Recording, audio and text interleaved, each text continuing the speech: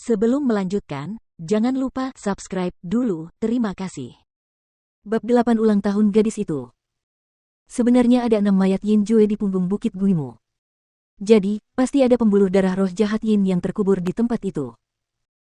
Hanya dengan cara inilah hantu di punggung Bukit Guimu dapat mengalami transformasi zombie berubah menjadi mayat 6 Yin Jue. Di hutan belantara Jiushu, pembuluh darah spiritual Yin jarang terjadi, tetapi di dinasti Zhou di mana energi spiritual langka, itu sudah langka. Pikir Sui sambil melihat ke arah tepi. Berjalan menyusuri sungai Dacang menuju kota Guangling. Seni bela diri tingkat ketiga adalah menaikkan tungku. Menggunakan urat roh jahat Yin untuk meredam 5 organ dalam dapat memberikan efek luar biasa dengan mendapatkan hasil 2 kali lipat dengan setengah usaha. Rumput dan bunga jiang di puncak ibu hantu. Sama itu adalah harta karun untuk mengolah alam tungku. Saat aku mencapai alam penggerak darah, aku akan melakukan perjalanan. Sui memutuskan. Dia juga mendapat banyak manfaat dari kesempatan bertemu dengan Xiao Tianque dan Zijin. 10.000 tael perak sudah cukup baginya untuk membeli berbagai bahan obat yang dibutuhkan untuk penempaan tubuh. Pada saat yang sama, beberapa informasi yang sangat berharga terkait dengan puncak ibu hantu juga disimpulkan. Misalnya, urat roh jahat Yin. Ketika Sui tiba di gerbang kota Guangling, dia melihat pasukan terlarang ditempatkan di sana. Mengenakan baju besi yang kuat dan memegang teguh, mampu membunuh. Di depan tentara terlarang, ada sekelompok tokoh penting yang menunggu di sana. Mereka semua memiliki pengaruh yang luar biasa dan jelas sudah lama menduduki posisi tinggi. Jajaran mewah seperti ini sangat jarang ditemukan di kota Guangling. Orang-orang yang datang dan pergi di dekat gerbang kota semuanya merasa kagum dan penasaran saat mereka lewat. Penguasa kota dan pasukan terlarang istana tuan kota telah dikirim. Apa yang akan mereka lakukan?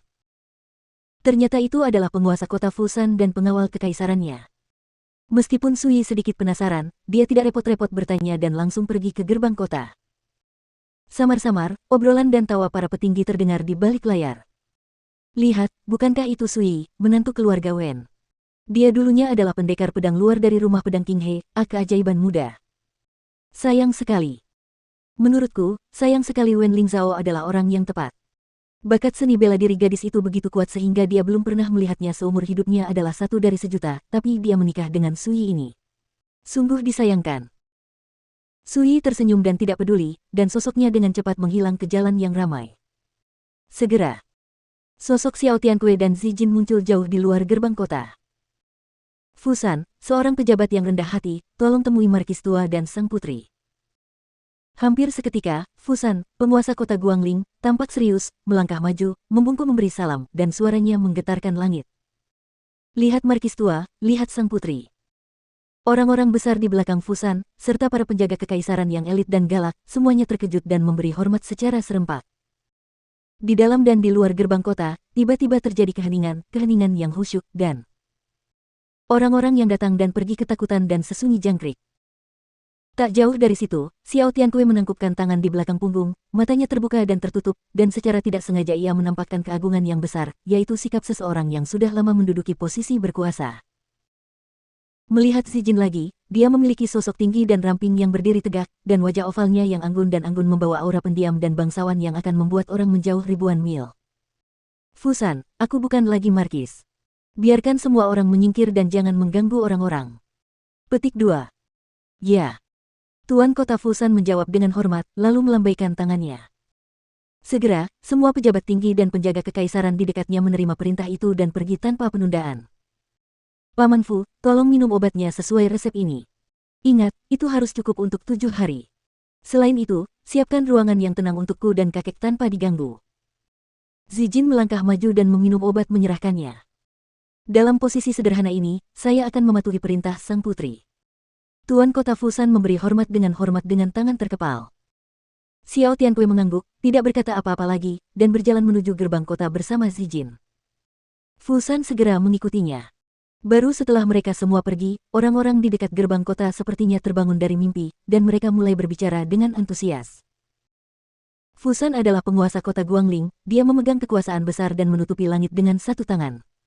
Bahkan kepala 3 klan besar di Guangling harus menunjukkan rasa hormat. Tapi sekarang, dia menghormati yang tua dan yang muda serta mematuhi nasihatnya. Ini membuka mata semua orang, dan mereka mulai berspekulasi tentang identitas Xiao Tianque dan Zijin. Keluarga Wen. Di dalam kamar, Sui sedang duduk di bak mandi. Matanya terpejam, dan di antara hembusan dan hembusan napasnya, ada gumpalan samar udara putih yang tertinggal, seperti ular yang ragu-ragu, dengan ritme yang aneh. Ini adalah metode menakjubkan dari teknik penguatan tubuh Song He. Di dalam bak mandi terdapat rebusan sup obat yang terbuat dari lebih dari 50 jenis tanaman obat dan telah direbus selama 2 jam. Ramuan ini bukanlah obat ajaib di mata para praktisi, tetapi masing-masing ramuan ini sangat mahal, dengan nilai total 500 tael. Bagi masyarakat awam di kota Guangling, pengeluaran tahunan mereka hanya selusin tael perak. Perbandingan ini menunjukkan apa artinya menjadi miskin budaya dan kaya militer. Hanya orang kaya yang memenuhi syarat untuk berlatih seni bela diri. Bahkan jika orang biasa ingin berlatih, mereka tidak mampu membayar biaya yang diperlukan untuk pelatihan seni bela diri. Sebagai salah satu dari 3 klan besar di kota Guangling, keluarga Wen mengaku memiliki ribuan anggota, namun hanya sebagian kecil dari mereka yang benar-benar memenuhi syarat untuk berlatih bela diri sejak kecil. Tidak mungkin, berlatih bela diri itu terlalu mahal. Pejuang biasa perlu meminum berbagai tonik setiap hari untuk memenuhi kebutuhan tubuh mereka, dan mereka perlu membeli berbagai tanaman obat untuk membantu latihan mereka. Bahkan jika mereka masuk sekolah untuk berlatih, mereka harus membayar biaya yang besar. Keluarga biasa tidak mampu membelinya. Situasi ini biasa terjadi pada masa dinasti Zhou. Waktu berlalu, dan bayangan matahari terbenam di barat. Sui bermeditasi selama 3 jam, ketika tiba-tiba 2 aliran udara lurus menyembur keluar dari ujung hidungnya.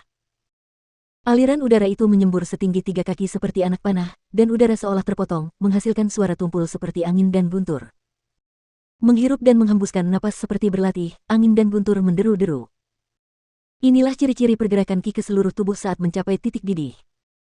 Pada saat ini, Sui membuka matanya, dan kilatan cahaya melintas di pupilnya yang dalam, seperti kilat yang membutuhkan waktu lama untuk menghilang. Tadi pagi saya berlatih dengan menghirup energi spiritual langit dan bumi di tepi sungai Dacang di luar kota, dan mandi obat untuk menenangkan tubuh saya pada siang hari. Dalam waktu kurang dari sehari, landasan saya dalam tahap awal pemindahan darah. Alam telah sepenuhnya kokoh. Sui He bangkit dari bak mandi, mengenakan pakaiannya, dan langsung pergi ke halaman. Matahari terbenam-terbenam. Pohon jujube di halaman memancarkan cahaya lembut. Sui berdiri teguh, merasakan kekuatan penuh Qi dan darah di tubuhnya.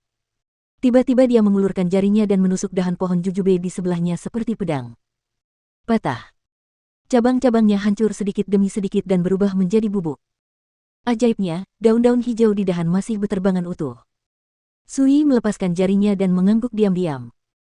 Pada tahap awal pencaksilat, yang ditempa adalah tubuh dan darah, dan bila digunakan dalam pertempuran tercermin dalam penguasaan kekuatan. Prajurit sakti itu menusuk kurma di pohon itu dengan tombaknya, satu demi satu. Ada lalat di dinding duri, dan lalat tersebut berjatuhan tanpa meninggalkan bekas di dinding. Ini adalah penggunaan kekuatan yang luar biasa. Ini adalah kekuatan tusukan jari Sui sebelumnya. Kelihatannya biasa saja, namun nyatanya bergerak seperti busur dan meledak seperti guntur. Dan kekuatan jari itu, sambil meremukkan dahan pohon murbei, membuat daun murbei yang lebih rapuh tetap utuh. Penggunaan kekuatan secara halus sungguh luar biasa. Namun, dibandingkan dengan kekuatan magis kehidupan sebelumnya yang membelah laut dengan satu jari dan menghancurkan gunung dengan lambaian lengan bajunya, skill ini hanyalah skill kecil. Dalam beberapa hari berikutnya, Sui pergi berlatih di tepi sungai Dacang di luar kota pada pagi hari, dan mandi obat untuk menenangkan tubuhnya di sore hari. Selama periode ini, kakak ipar Wen Lingsui kembali ke Songyun Sword Mansion untuk berlatih. Saat pergi, dia secara khusus mengingatkan Sui bahwa ulang tahunnya yang ke-16 akan datang beberapa hari lagi, dan dia berharap Sui juga akan hadir. Sui setuju tanpa ragu-ragu. Tahap awal dari alam perpindahan darah telah selesai. Pagi itu, setelah Sui pulang dari sungai Dacang di luar kota, dia merasakan perubahan pada tubuhnya dan tidak bisa menahan senyum puas di bibirnya. Teknik binaraga Song He layak menjadi teknik binaraga nomor 1 di hutan belantara Kyushu. Setelah menguasai esensi dan rahasianya, dia mengalami transformasi total hanya dalam 5 hari, membangun fondasi terkuat dan kokoh dalam satu gerakan. Itu bahkan lebih baik daripada dunia yang sama di kehidupan sebelumnya. Dengan kekuatan fisikku saat ini, itu jauh melampaui karakter penggerak darah biasa.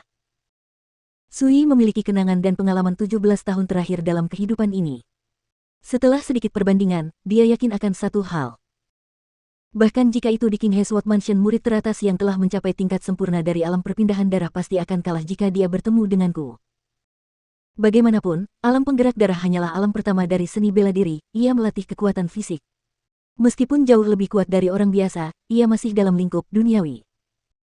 Di hutan belantara Jeushu, 4 alam seni bela diri juga disebut alam transformasi, yang berarti 4 alam transformasi dari manusia biasa. Hanya dengan benar-benar menerobos 4 alam seni bela diri dan memasuki jalur kultivasi, Yuan Dao, seseorang dapat disebut sebagai biksu bawaan. Pada saat itu, makan awan kemerahan dan minum embun, hidup tanpa biji-bijian dan tidak makan, secara kualitatif akan berbeda dengan orang biasa. Terlebih lagi, dalam pertarungan sesungguhnya, persaingannya bukan hanya sekedar kultivasi, tetapi juga seni bela diri. Dan berdasarkan pengalaman bertarung dan metode Sui di kehidupan sebelumnya, bahkan jika dia tidak memiliki kultivasi sama sekali, dia dapat membunuh karakter kecil seperti Blood Moving Realm dalam hitungan menit. Hanya dalam 5 hari, biayanya hanya 2.500 tael perak. Ini baru permulaan. Dapat diperkirakan bahwa bahan obat yang dibutuhkan untuk budidaya di masa depan ditakdirkan untuk berlipat ganda dan meroket, dan uang yang dikeluarkan akan meningkat. Juga meningkat sesuai. Dalam analisis terakhir, dalam pengembangan 4 bidang seni bela diri, Anda harus mempertimbangkan menghasilkan uang untuk waktu yang lama. Landasan dharma dari pasangan kaya adalah kunci latihan spiritual. Dan kata kekayaan menempati urutan pertama.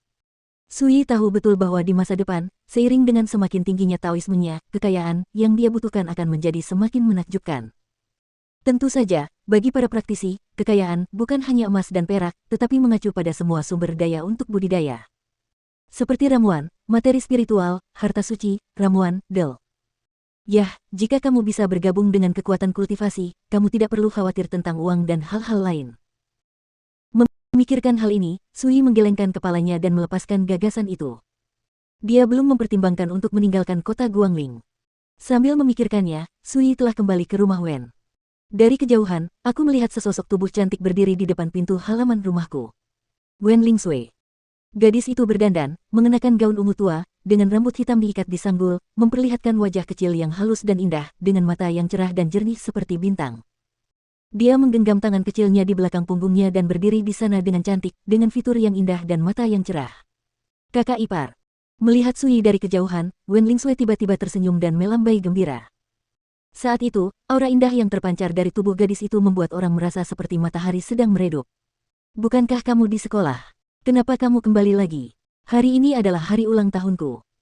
Wen Lingsui berkata sambil tersenyum, aku sudah memesan jamuan makan di Menara Juxian di kota, dan beberapa teman sekelasku juga ada di sana. Ayo cepat ke sana. Karena itu, dia meraih lengan Sui dengan penuh kasih sayang dan berjalan menuju luar. Sui merasa sedikit malu di dalam hatinya.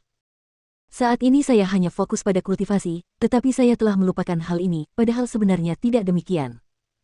Memikirkan hal ini, dia melirik gadis di sebelahnya. Mata indahnya penuh harapan, dan dia cantik dan cerdas sama sekali. Tapi semakin sering hal ini terjadi, Sui semakin merasa sedikit menyesal. Setelah memikirkannya, akhirnya dia memutuskan untuk memberikan hadiah ulang tahun yang berbeda kepada gadis itu.